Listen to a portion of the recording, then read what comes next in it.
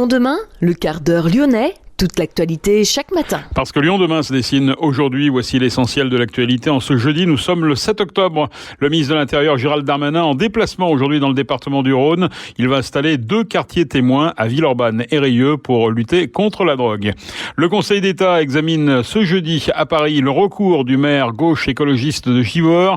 Mohamed Boudjelama demande à la juridiction d'annuler la décision du tribunal administratif de Lyon qui avait invalidé les élections municipales de 2020 en février dernier. L'État prêt à financer une partie du futur transport par câble entre Francheville et Lyon à hauteur de 7 millions d'euros dans le cadre du plan France Relance. Explication dans le courant de cette édition. La Maison pour tous des Rancy dans le 3e arrondissement accueille ce dimanche la 2e édition du festival Agir à Lyon. Justine Sourdibori, l'organisatrice de cet événement, sera notre invitée pour évoquer cet événement qui vise à aider les Lyonnaises et Lyonnais à passer à l'action pour la transition écologique et solidaire. Et puis nous parlons également d'une campagne de dépistage du VIH et des MST en Auvergne-Rhône-Alpes. Lyon demain, le quart d'heure lyonnais, toute l'actualité chaque matin. Gérald de Bouchon.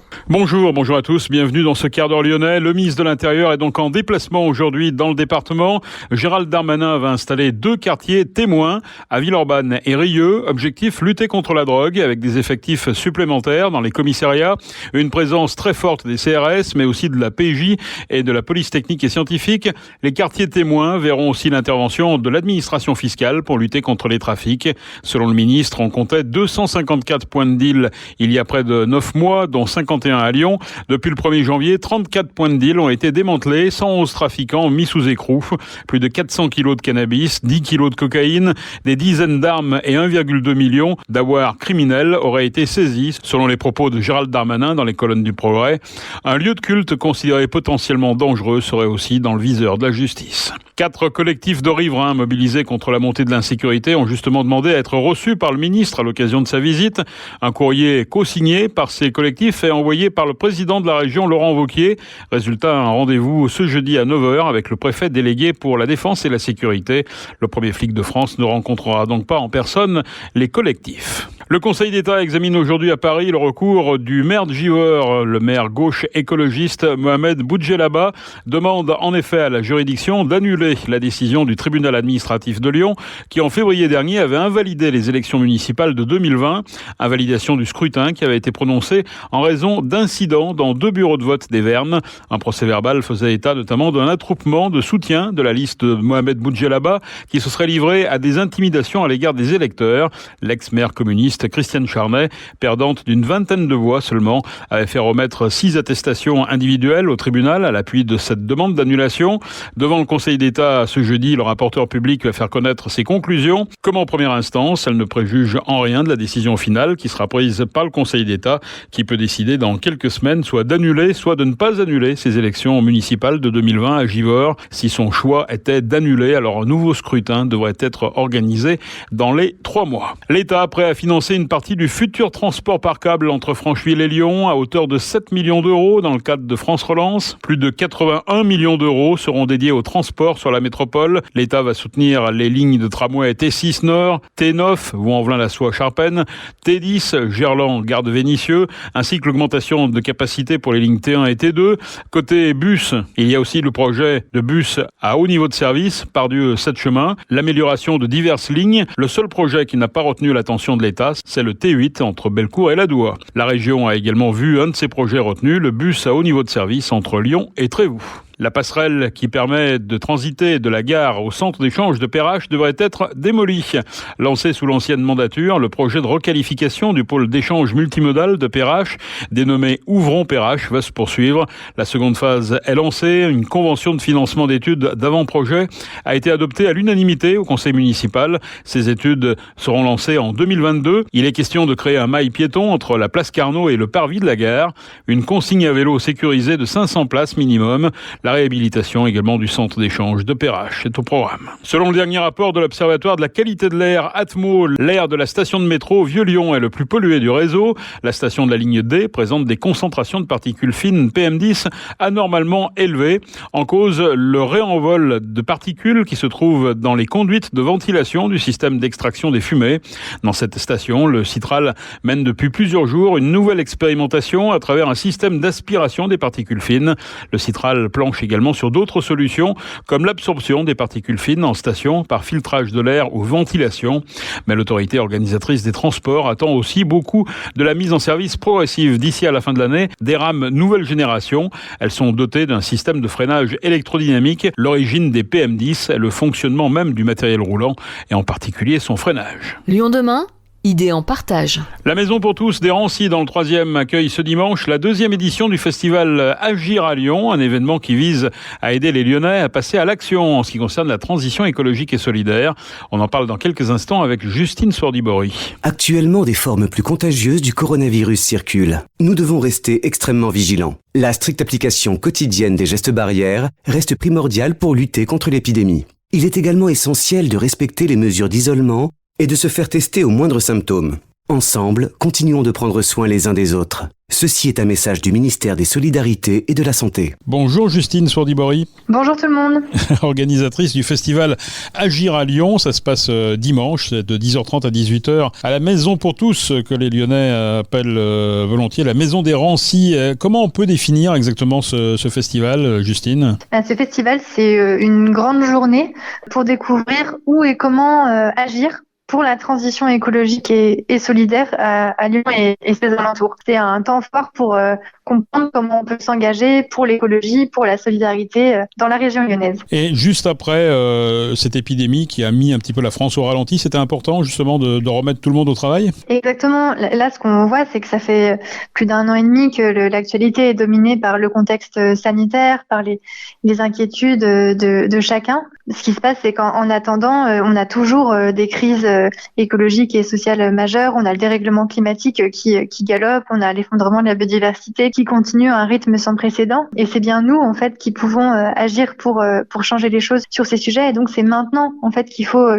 s'engager. Notre idée, c'est un peu de redonner de l'énergie à tout le monde dans cette rentrée pour qu'on s'y mette ensemble et qu'on crée une société meilleure. Alors, il y a un point important dans ce festival, c'est cette conférence pour passer à l'action face à l'urgence écologique avec différents acteurs justement de l'action. Est-ce que vous pouvez nous en dire un peu plus sur cette grande conférence ? Oui, cette conférence, c'est un moment où on va avoir 4 militants associatifs de la région lyonnaise qui sont des personnes engagées qui vont nous parler de leur parcours, de leurs associations et nous montrer comment en fait, grâce aux engagements citoyens, on est déjà en train de changer le monde quelque part et comment ça peut continuer. On va avoir Sylvine Bouffaron d'Alternativa qui va nous parler de tous les combats collectifs qui ont déjà eu lieu pour l'écologie dans la région lyonnaise dans le passé, quelle réussite il y a eu et comment en fait quand on s'y met tous ensemble et qu'on s'unit, on peut vraiment avoir de belles victoires et mettre en place de grands changements. Et Lionel Rare également d'Odysseus 3.1, c'est ça ? C'est ça, il y a Lionel Rare d'Odysseus 3.1 qui parlera de comment on peut aussi se reconnecter à la nature et réussir à la préserver. Odysseus 3.1 est l'association qui agit particulièrement sur les milieux aquatiques, donc le Rhône et jusqu'à la Méditerranée. Il nous parlera aussi de lui, son parcours. C'est ça qui est aussi intéressant, de comment lui, il a pris conscience de tout ça alors que il travaillait, il est toujours agent immobilier et c'est ce qu'il fait de son temps professionnel, mais il y a eu cette grande prise de conscience à un moment qui l'a amené à s'engager et à fonder cette association. Il nous parlera aussi de comment ça s'est passé pour lui. On le connaît bien effectivement sur cette antenne. Puis Clémentine Mossé, alors ça c'est une habituée également sur Lyon demain, tout à fait. qui organisait d'ailleurs la semaine dernière un autre salon qui était le Greener Festival. Au-delà de cette grande conférence, on a aussi des intervenants pour des conférences inspirantes. Quels sont les thèmes que vous avez retenus cette année pour ces conférences ? Oui, alors cette année on va parler de voyage autrement. Comment on peut en fait s'évader sans détruire l'environnement, comment on peut voyager sans trop prendre l'avion quand c'est possible de faire autrement, parce qu'on sait que l'avion est quand même un très impactant dans nos bilans carbone. On va aussi parler de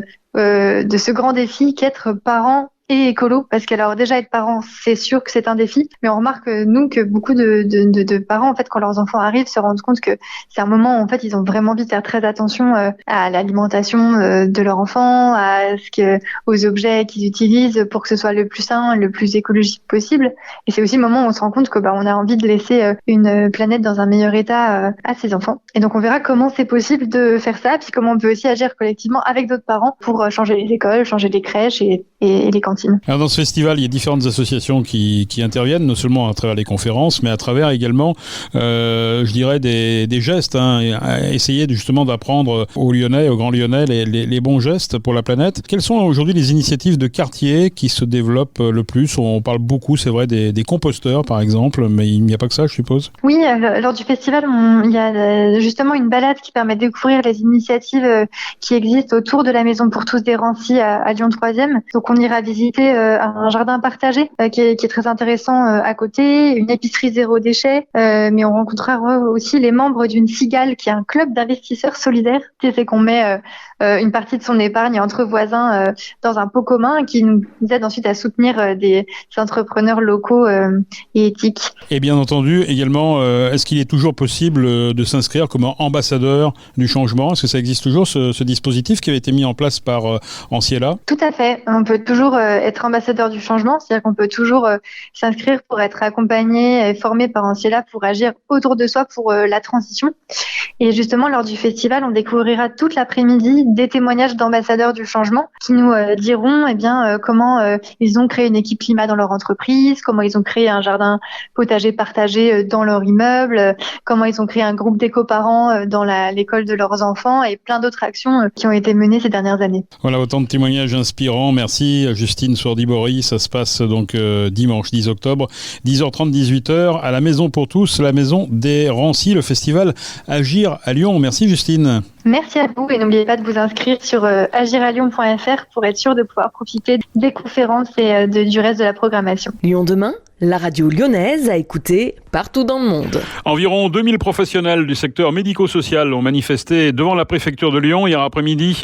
Ces derniers dénonçaient la dégradation de leurs conditions de travail, le manque de personnel qualifié. Ils réclament une réelle prise de conscience des pouvoirs publics. Ils entendaient réclamer l'extension du Ségur de la santé aux établissements médico-sociaux. 3 associations indinoises ont par ailleurs manifesté devant la préfecture de Bourg-en-Bresse pour réclamer là aussi l'extension du Ségur de la santé.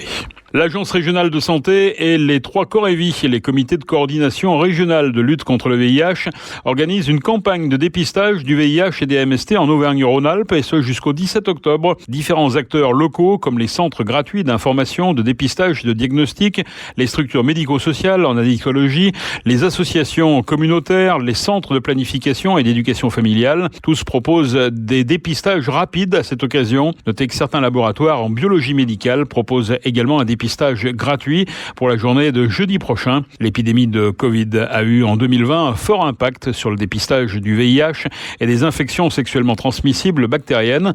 Entre 2019 et 2020, la baisse totale est ainsi de 6% pour le dépistage des IST et de 10% pour les sérologies VIH. Fermé à la circulation depuis la rive droite vers la rive gauche, le pont de Vernaison est rouvert aux voitures dans les deux sens. Présentant des fragilités préoccupantes, le pont avait dû être fermé aux véhicules circulant d'est en ouest le 23 juin dernier.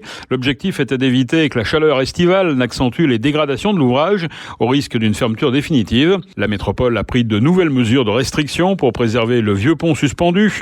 Les véhicules légers seront bien autorisés à double sens, mais devront limiter leur vitesse à 30 km/h. Les poids lourds de plus de 3,5 tonnes restent quant à eux indésirables. Un feu de régulation installé du côté de la commune de Solèze permet aussi de prévenir l'accumulation de voitures sur la structure lors de la fermeture du passage à niveau. Notez qu'un pont temporaire sera mis en service en 2023. La construction d'un ouvrage pérenne est à l'étude. C'est la fin de ce quart d'heure lyonnais. Merci de l'avoir suivi. On se retrouve demain, même heure, même antenne. En attendant, passez une excellente journée.